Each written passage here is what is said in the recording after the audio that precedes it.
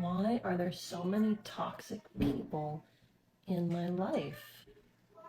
That's this question you start asking yourself when you start realizing that you're having to remove yourself from interactions, go no contact with your parents, your in-laws, extended family and such. When you start getting going on this cycle, and you start having to limit people's access to you, and you realize how many toxic people are around you, one of the thoughts that comes into your head is it me? Am I the abusive person, and are they all normal?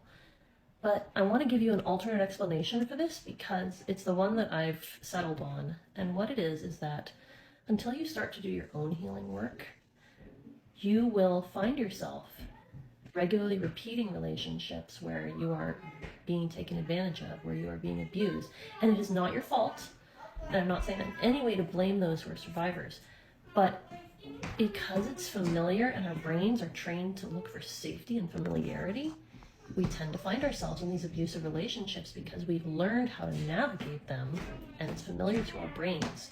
So again, I'm not saying this to victim blame or to shame anyone, but sometimes you start to feel like you're the crazy one when you have to cut off contact with so many people because you've lived with abusive relationships your whole life, especially if you were raised by someone who was abusive.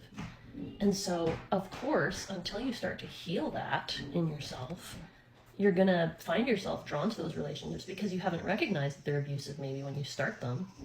And so it's not your fault if you suddenly find that there's a lot of people you have to stop allowing them to have access to you because you've grown and you now recognize that they're abusive.